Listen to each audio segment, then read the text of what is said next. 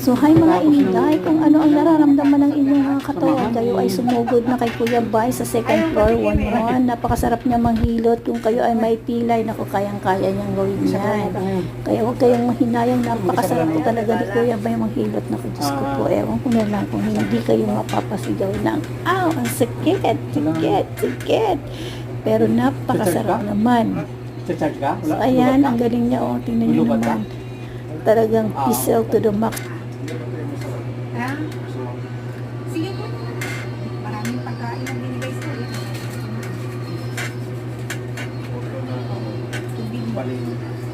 Ayun na dong. Sunod na.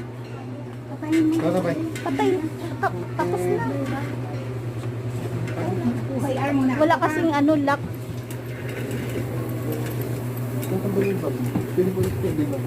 Sige, mami ko.